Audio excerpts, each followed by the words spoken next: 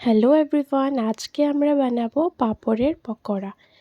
পাঁপড়ের পকোড়া বানানোর জন্য সবথেকে প্রথম আমরা স্টাফিংগুলো বানিয়ে নেব। স্টাফিংয়ের জন্য আমরা নিয়ে নিয়েছি ক্যাপসিকাম, গাজর।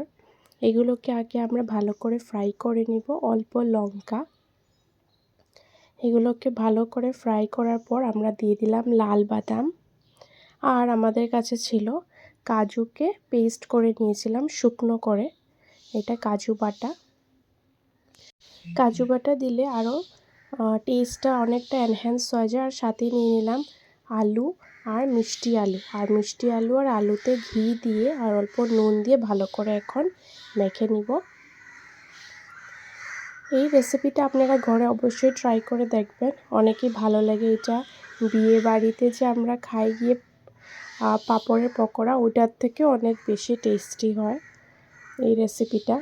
তারপর আমাদের আলু মাখা হয়ে গেলে আমরা এই আলু মাখাটা দিয়ে দিব আমাদের যে আগে বানানো হয়েছে গাজর আর ক্যাপসিকাম ফ্রাই, ওইটাতে আমরা দিয়ে দিব। দিয়ে ভালো করে আমরা এখানে মিক্স করে নেব।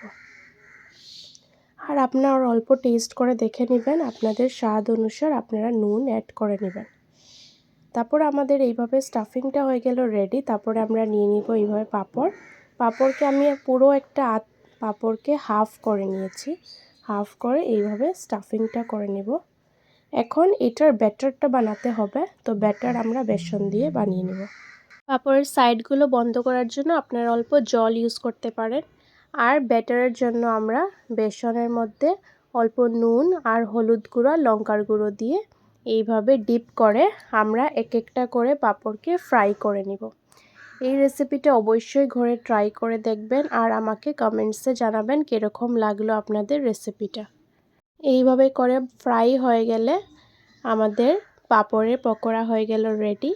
কেউ সস দিয়ে খেতে পারবে, ভাত দিয়েও খেতে পারবে, যার যেরকম ইচ্ছা ওইরকম আপনারা সার্ভ করে দিতে পারবেন। আর অনেকই দারুণ লাগে এটা খেতে।